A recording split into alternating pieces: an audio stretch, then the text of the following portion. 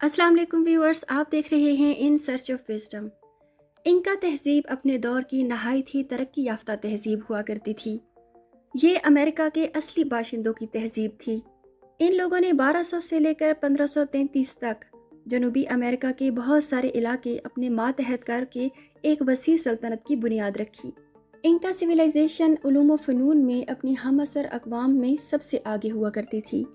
ये सल्तनत Peru, Ecuador और बोलिविया के मगरिब में, जबकि अर्जेंटाइन और चिली के शुमाल में और कोलंबिया के कुछ इलाके पर कायम हुआ करती थी।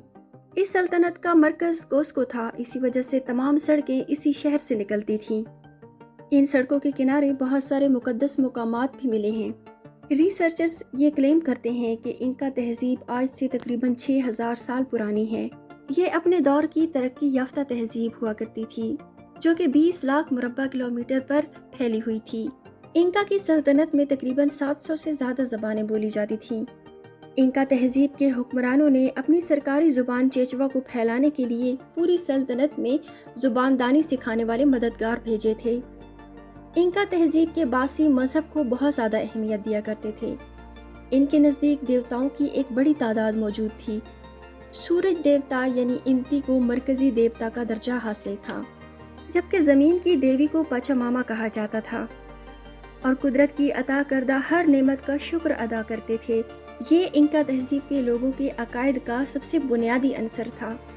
दूसरी तरफ इंका तहजीब के लोग मौत के बाद आने वाली ज़िंदगी पर भी मुकम्मल यकीन रखते थे। इनके नज़दीक 3 मुख्तलिफ दुनियाएं थीं। सबसे पहली दुनिया को ये लोग हनान पाचा कहते थे।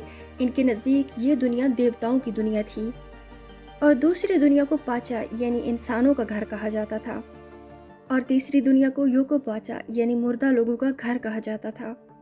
जनूबी अमेरिका में पेरू से मेक्सिको तक फैली हुई इंका तहजीब अगरचे तरक्की याफ्ता समझी जाती थी, लेकिन इस तहजीब में औरतों, बच्चों और जानवरों को जिंदा दफन करने का रिवाज भी आम हुआ करता था। इस कदीम तहजीब में देवताओं को खुश करने के लिए इंसानों की कुर्बानी देना एक आम सी बात थी। इसके साथ साथ मुकामी जानवर लामा की बाकियात भी मिली हैं और माहिरीन ये कहते हैं कि लामा के जानवर को भी जिंदा दफनाया गया था। इंका तहजीब के लोग गोश्त, खाल और ऊन की वजह से लामा के जानवर को मुकद्दस समझते थे। माहिरीन आसार कदीमा को इंका तहजीब की बाकियात में से तकरीबन 140 बच्चों की बाकियात ऐसी मिली हैं जिनको कोई नशा आवर चीज़ खिलाकर जिंदा दफनाया गया था। माहिरीन ने इसे बच्चों की इंसानी तारीख में सबसे बड़ी कुर्बानी करार दिया है। इसके अलावा माहिरीन आसार कदीमा के नज़दीक इंका तहजीब की जो कंस्ट्रक्शन है और इनका बनाया गया जो रोड सिस्टम है वो किसी शाहकार से कम नहीं। सल्तनत के कोने कोने तक फैले हुए ये रोड इंजीनियरिंग की हिस्ट्री का वो कमाल है जिसको माहिरीन आसार कदीमा आज तक नहीं समझ पाए और आज के तरक्की याफ्ता ममालिक के माहिरीन भी हैरत ज़दा हैं, क्योंकि ये रोड का नेटवर्क किसी मशीनरी के बगैर हाथों से बनाया गया था और इंका तहजीब के रोड नेटवर्क के कुछ हिस्से आज भी मौजूद हैं जो अर्जेंटाइन, चिली, पेरू और एक्वाडोर में हज़ारों ख़ानदानों को एक दूसरे से मिलाते हैं।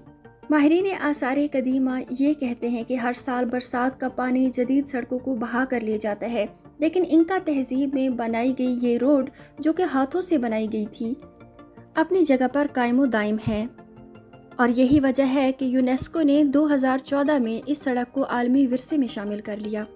पेरू में मौजूद माचू पिचू शहर इंका तहजीब का फ़न तामीर का सबसे आला नमूना है।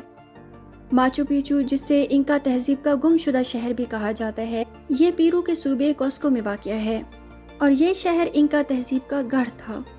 अपने यूनिक फ़न तामीर की वजह से इस शहर को 7 वंडर्स ऑफ द वर्ल्ड में भी शामिल किया गया है। हस्पानवी हमला आवरों ने इस पूरे इलाके पर अपना कब्ज़ा जमाने के लिए इस तहजीब को तबाह बर्बाद कर दिया था। इसी वजह से सफ़ाए हस्ती से ये शहर आज मिट चुका है, लेकिन ये गुमशुदा तहजीब आज भी दुनिया की तवज्जो का मरकज़ है। उम्मीद है आज की ये वीडियो आपको पसंद आई होगी। मेरे चैनल को सब्सक्राइब कीजिए, वीडियो को लाइक कीजिए और अपना फीडबैक देना बिल्कुल भी ना भूलिएगा। Thanks for watching. अल्लाह हाफिज़।